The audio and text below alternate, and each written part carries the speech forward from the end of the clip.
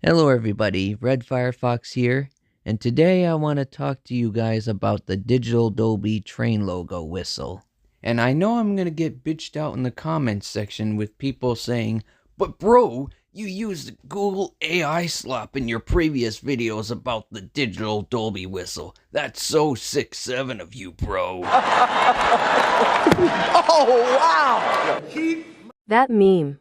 out your fucking mouth! And yes, I am fully aware of that, which is why I'm not gonna use it again.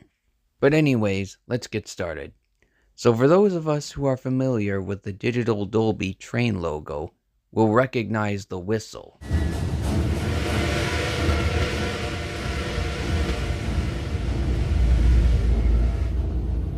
And for years now, many people thought these engines were the origin of the digital Dolby whistle. Sioux Line 1003, Southern Pacific 2472, McCloud River 18, and Pure Marquette 1225, aka the real-life Polar Express. Now let's hear their whistles in real life.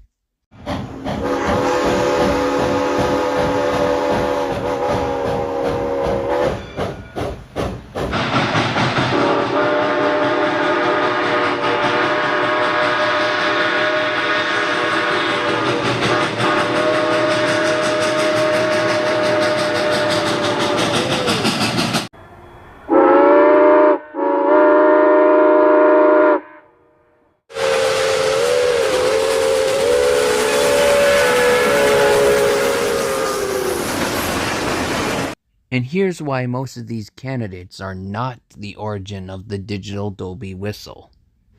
Sioux Line 1003 wasn't in service in 1992, which was the year the digital Dolby train logo was released, and I failed to hear the similarities anyway.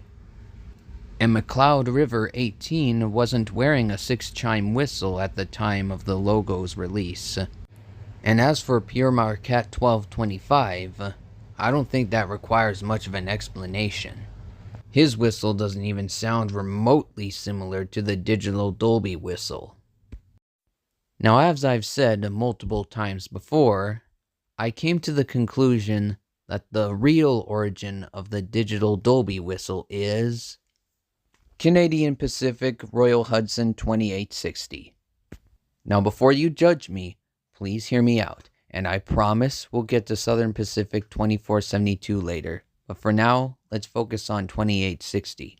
As we already know, the digital Dolby train logo was released in 1992, and 2860 was indeed in service around this time. In fact, 2860 ran excursions from 1974 until 1999. The locomotive was then refurbished in 2006 and would run excursions once more until 2010 and was officially removed from active service in January 2011 due to her boiler certificate expiring. In addition, it is estimated that her boiler inspection would cost 1 million CAD or Canadian dollars, and other hurdles like CP&CN's strict no steam policy, severely limiting where 2860 could operate. 2860 currently resides at the Railway Museum of British Columbia in Squamish. There are currently no plans to restore this locomotive to operating condition, though hopefully at some point in the distant future, the Railway Museum will have a change of heart. Now, I want to talk about why CP2860 is likely the origin of the digital Dolby whistle.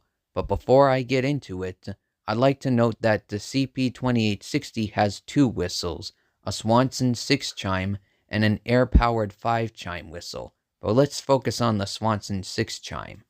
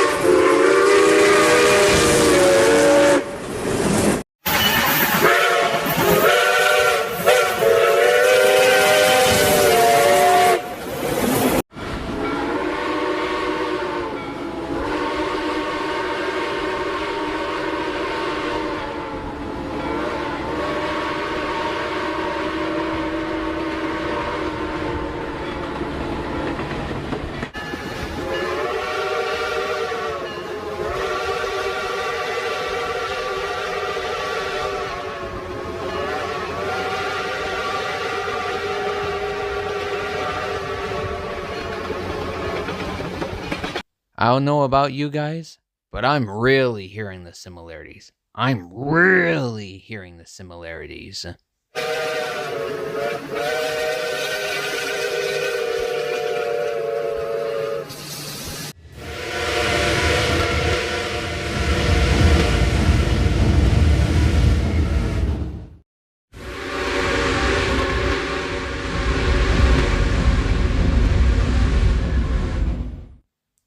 And that, my friends, is why I think Canadian Pacific 2860 is the voice behind the digital Dolby whistle. Now let's move on to Southern Pacific 2472. Supposedly, an edited version of the digital Dolby whistle was used in the Polar Express. You know, the one where the train pulls up to the hero boy's house.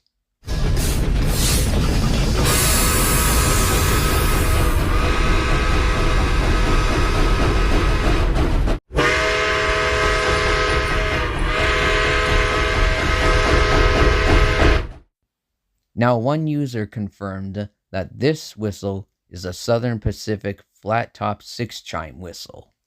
Now, as for which engine is responsible for this sound, likely Southern Pacific 2472. And from what I could gather, this locomotive was indeed in operation from 2002 to 2004, the timeline of production for the Polar Express.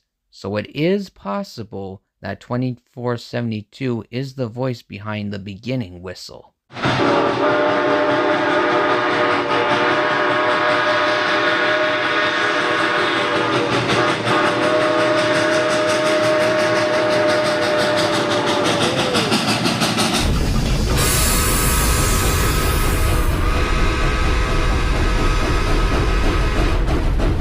And as stated before, McLeod River 18 is not the origin because she wasn't wearing a 6-chime at the time of production.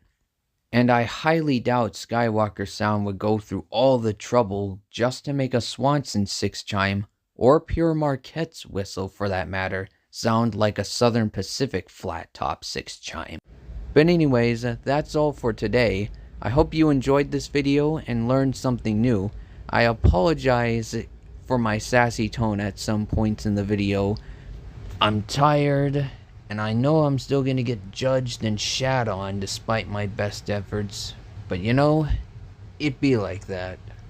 Anyways, subscribe or don't subscribe. I mean, that's up to you to decide. I hope the sound effects wiki page for this sound gets updated soon, and I'll see y'all next time.